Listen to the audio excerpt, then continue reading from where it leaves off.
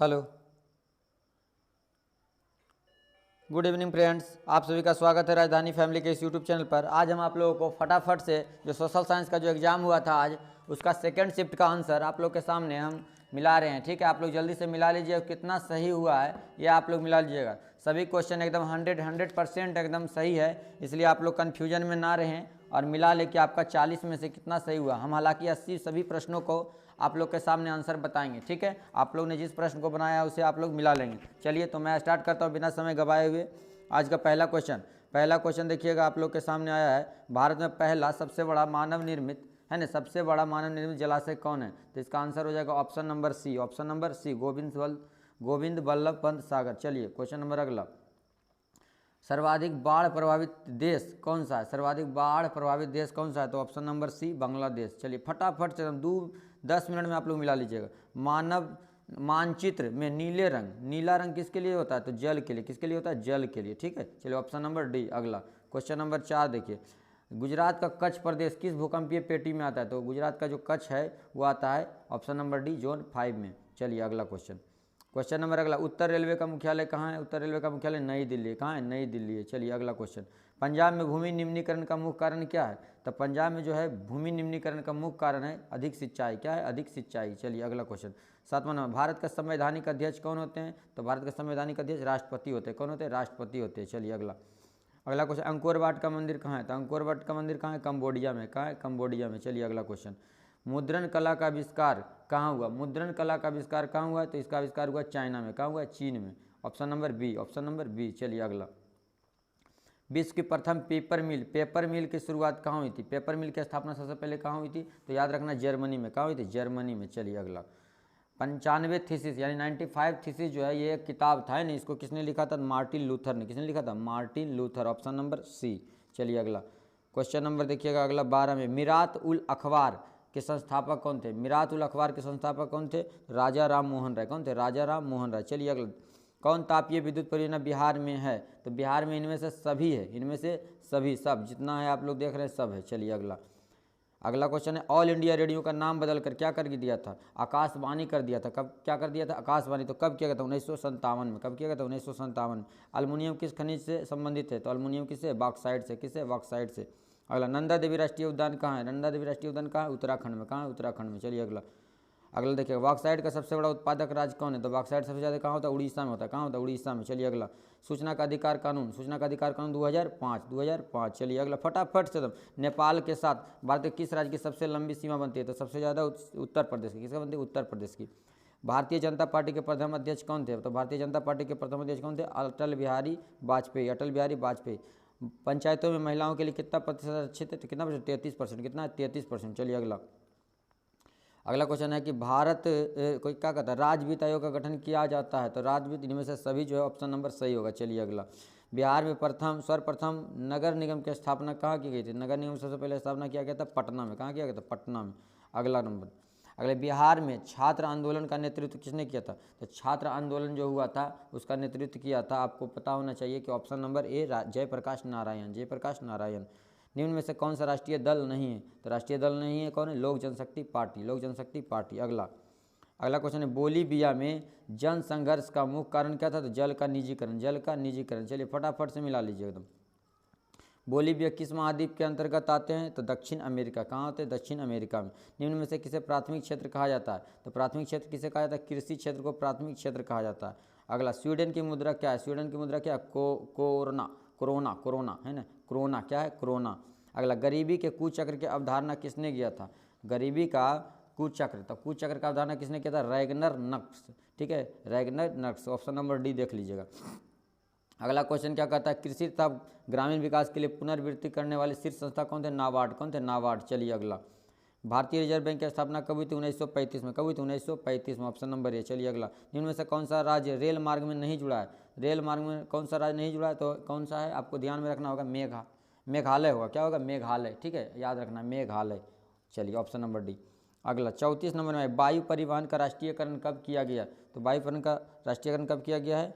आपको याद रखना है ऑप्शन नंबर सी, 1953। चलिए क्वेश्चन नंबर 35 में आइए, भारत का प्रथम निर्यात संवर्धन क्षेत्र कहाँ स्थापित किया गया? चलिए 35 का ऑप्शन नंबर हो जाएगा आपको बी, कांडला। क्या हो जाएगा? कांडला।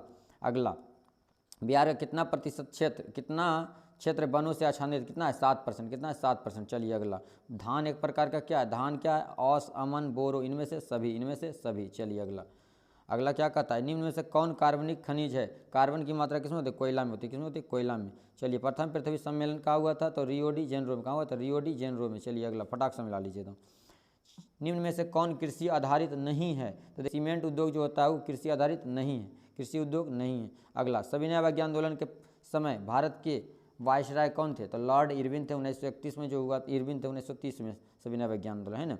अगला देखिए, जिनेवा संधि कब हुआ था? जिनेवा, क्या कहते हैं इसको? जिनेवा संधि कब हुआ था? इसको याद रखना, जिनेवा संधि 1954 में हुआ था। कब हुआ था? 1954 में। चौरा चौरी कांड कब हुआ था? 1922 में। कब हुआ था? 1922 में हुआ था। चलिए अगला, 44 नंबर में आ जाइए, विश्व का पहला समाजवादी देश कौन था? तो रूस था। कौन था? रूस था। चलिए अगला, 45 नंबर में आ जाइए, हिंद चीन पहुंचने वाला प्रथम व्यापारी कौन थे? पुर्तगाली थे। कौन थे? पुर्तगाली थे। याद रखना, ये तो आसान ही क्वेश्चन था।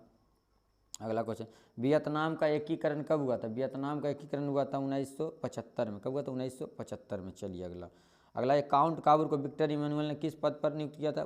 प्रधानमंत्री। किस पद पर? प्रधानमंत्री। चलिए 48, सीमांत गांधी किसे कहा था? खान अब्दुल गफ्फार खान। खान अब्दुल गफ्फार खान। अगला 49 नंबर क्वेश्चन, बिहार में अति जल दोहन से किस तत्व का संकेंद्रण बढ़ा था? बिहार में अति जल दोहन से किसका बढ़ा था? आर्सेनिक का। किसका बढ़ा था? आर्सेनिक का। ठीक है, आर्सेनिक। चलिए ऑप्शन नंबर सी। अगला, चिपको आंदोलन के प्रवर्तक कौन थे? सुंदरलाल बहुगुणा। सुंदरलाल बहुगुणा। ठीक है, सुंदरलाल बहुगुणा।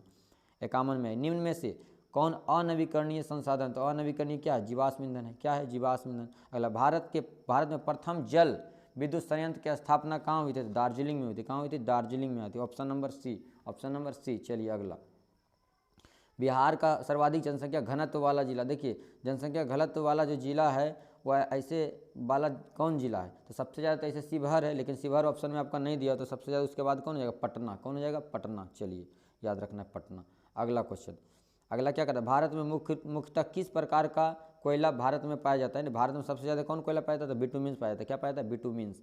अगला, भारत में सर्वाधिक वर्षा किस स्थान पर होती है? तो वर्षा सबसे ज़्यादा कहाँ होती है? मासिन राम में। कहाँ होती है? मासिन राम में होती है। ठीक है, अगला चलिए क्वेश्चन नंबर 56 में आइए, बिहार की प्राचीनतम नदी घाटी परियोजना कौन है? सोन है। कौन है? सोन नदी घाटी। चलिए अगला, मोपला विद्रोह, मोपला कहाँ है? केरल में, है ना, केरल में हुआ है। अगला क्वेश्चन, भारत के प्राचीनतम कोयले की खान कहाँ है? तो सबसे ज़्यादा पहले पुराना कहाँ हुआ था? पश्चिम बंगाल के रानीगंज में। कहाँ था? रानीगंज में। चलिए अगला, बोनस भुगतान अधिनियम किस पंचवर्षीय योजना के तहत हुआ था? तृतीय। कौन हुआ था? तृतीय। बिल्कुल सही है। चलिए थोड़ा सा गड़बड़ हो गया, देख लीजिए फिर से। चलिए देखिए, तृतीय क्या था आंसर? तृतीय। चलिए देखिए, तृतीय। ठीक है, मिला लीजिए फटाफट। अगला क्वेश्चन, क्वेश्चन नंबर 60 में है, क्या कहता है? भारत में पहला जूट मिल कहाँ स्थापित हुआ था? जूट मिल, देखिए जूट मिल सबसे पहले कलकत्ता में हुआ था, रिसरा में। कलकत्ता के रिसरा में, याद होगा आप लोग को। चलिए अगला, पावर लूम का आविष्कार किसने किया था? तो ई कार्टराइट ने, यानी एडमंड कार्टराइट ने। ठीक है, चलिए 61 के बाद 62, अंतर्राष्ट्रीय श्रमिक संगठन का मुख्यालय कहाँ है? जेनेवा। कहाँ है? जेनेवा। चलिए अगला, 63 नंबर में आइए, सिंगापुर कब आज़ाद हुआ था? सिंगापुर कब आज़ाद हुआ था? आपको याद रखना है, सिंगापुर कब आज़ाद हुआ था? आपको याद रखना 1965 में। कब हुआ था? 1965 में। भारत इनमें से किसका सदस्य नहीं है?